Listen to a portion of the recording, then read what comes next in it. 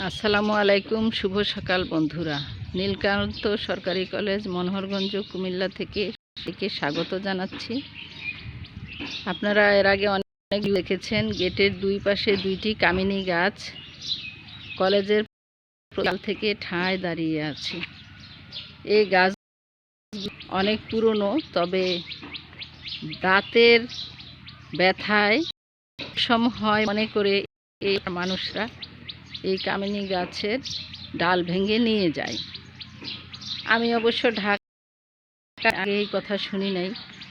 এই কামিনী গাছে এত বেশি ফুল ফুটে, এখন বৈশাখ মাসের শেষ অর্ধেক চলছে, বাংলাদেশে এখন গ্রীষ্মকাল।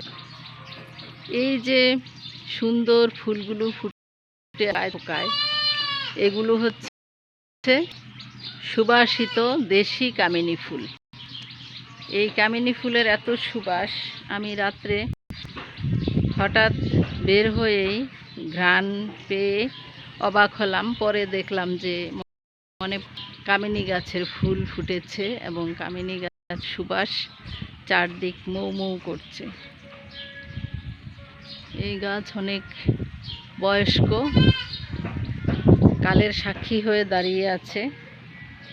জানি না কতদিন এই গাছ টিকবে। সামনে দেওয়ালটা ভঙ্গুর, এই দেয়ালগুলো আবার পুনর্নির্মাণের টেন্ডার হয়েছিল, তবে টেন্ডার পরবর্তীতে বিশেষ কারণে, সরকার পরিবর্তনের কারণে বাতিল হয়েছে। এখন আবার নতুন করে কাজ শুরু করা হবে। তবে গাছগুলো না কাটার জন্যই আমি অনুরোধ করব। তারপরেও বলা যায় না কি করবে, আমি থাকি বা না থাকি, বলে যাব যেন গাছগুলো থাকে। তো এই গাছের সুবাস এখনও আমি পাচ্ছি। সকাল 9:30 বাজে। এই ফুলগুলো চমৎকার সুন্দর, থোকায় থোকায় ফুটে আছে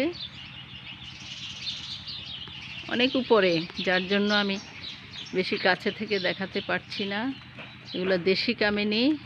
আপনারা কামিনী গাছ লাগাবেন এবং দেশীয় পাখি জীববৈচিত্র্য বজায় রাখতে সহায়তা করবেন।